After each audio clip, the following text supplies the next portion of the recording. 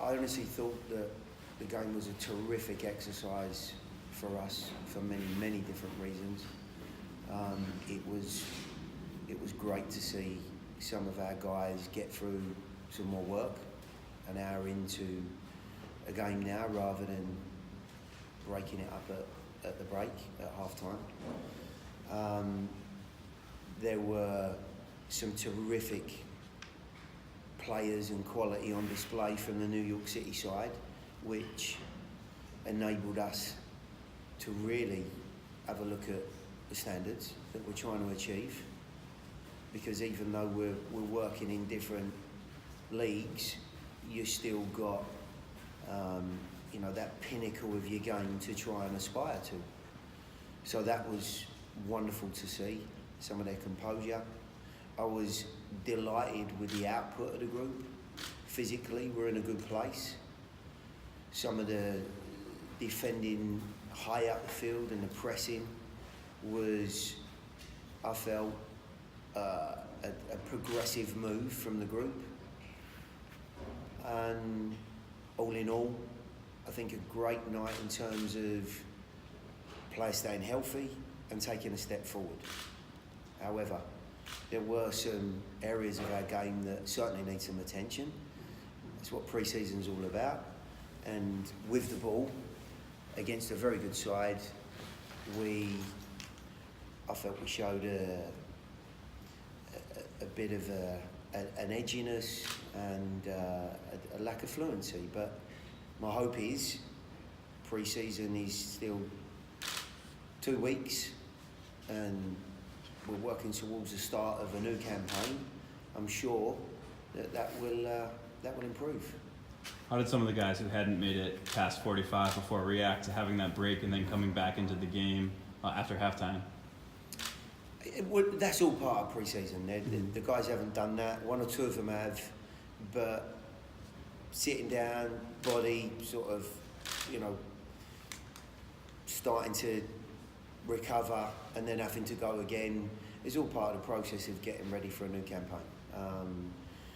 All of the guys physically were in good shape, so no problems there. There was a lot of work that both groups got through, and of course the first group playing for a longer period. So I've got no question marks over where the guys are at from an athletic standpoint. I'm pleased with where they're at from a structural standpoint. Tonight has showed us against a very good team that if you squander the ball too cheaply, you get punished. Just how big is it for this year for you guys, especially before next year becoming an MLS side, especially for some of those players that you don't know, maybe they're a fringe guy, don't know if they're going to stick around for next year, but just how big is this year for those guys that kind of make an effort and make a point this year? Absolutely, it's a big year for everyone, and I mean players, staff, front office staff, everyone is looking towards the following year. Are you going to be part of it? Am I going to be around? If I am, what part do I play? And that's only natural. The players are in that place. Tonight, I felt, was the first opportunity for those guys, given that they're in such good shape and they were going to work for an hour, that they could compete against the next level, and we start to get, albeit a small comparison. And there were some real positives, and there were some things that certainly need improving. So all in all, there's going to be a lot of people that at some point or another are going to be thinking to themselves, what happens next? And that starts right now. Do you think some of those players kind of relish that pressure? Yeah, for sure. Some of them will be looking at that as a challenge. Others might see it at this point as an issue or a concern, and they might not be ready for it.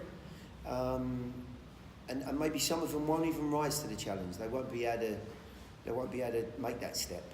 But what I do know is that the whole locker room is filled up with guys that have got great determination. They've got terrific character. They are wonderful individuals to work with day in, day out. their challenge, every single one of them, is to convince the organisation that they're capable of playing at the, not just the next level, but against teams like this tonight. And they can be successful. I think last year after the Atlanta game, you said, that's one of the most expensive teams out there. Yeah. When you see a play like the one that Alexandru Mitrita made, do you just say that's the sort of player that we kind of don't have access to budget-wise right now? Yeah, of course. Listen, these games are great. I mean, they're exciting games.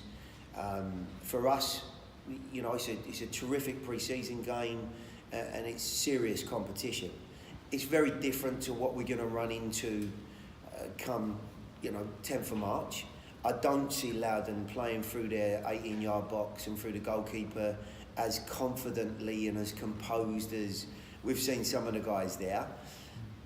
I'm sure for their group, as part of the pre-season, there's no points to be lost. They've got a style that they want to try and impose.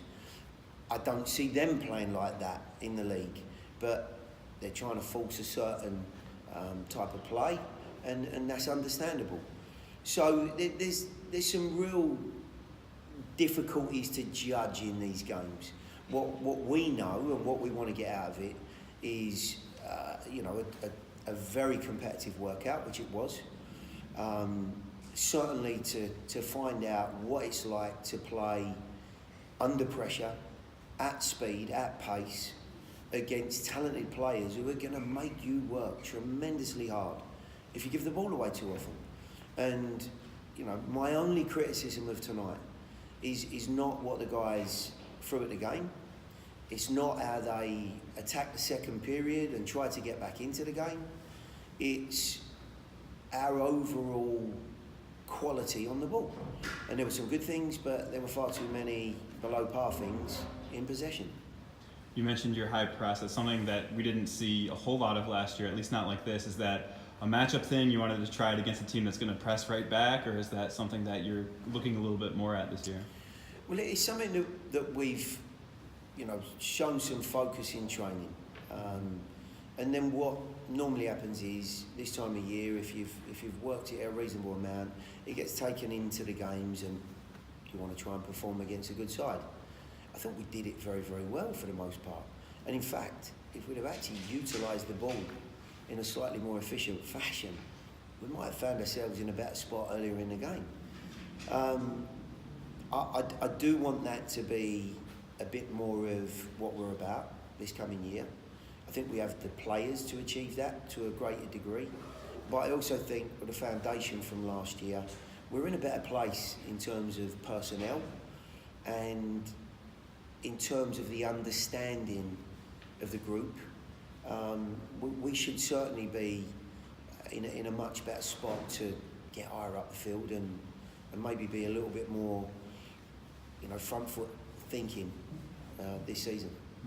Was it a relief to get back in First Tennessee Park? I know how important that was to you last year to play in this venue, and in front of the fans. Was it finally nice to be able to be in front of that home crowd? Absolutely. The only disappointment I've said to a couple of people has been the weather. It's kept a lot of people away tonight, which is really sad. The ground staff have to take some serious credit tonight. The field was immaculate. Given the amount of rainfall, if you think back to just over a year ago against Atlanta, I think there's a lot of lessons been learned there as well. The cover was kept on right till late on. The diamond was in perfect condition. The field was just terrific. For the players, it was a wonderful night. For the fans, not so. Wednesday was a big day for the club as the team moves on for the MLS season in 2020. What are your thoughts on just the branding and the logo and the crest that will be coming in 2020? You know what? I think all of these announcements are exciting times for the organisation. That's the MLS logo. I actually like the look of it. I know there's been a little bit of criticism from certain quarters. Unfortunately, you can't please everyone. I actually think there's a number of clubs out there, modern clubs that we probably all know and aspire to, that have got similar logos, certainly in the same type of format. I like it. I think it's straightforward. It's modern. It's new. It's bold. I would think anyone that's wearing the badge and that kit next year will be more than happy.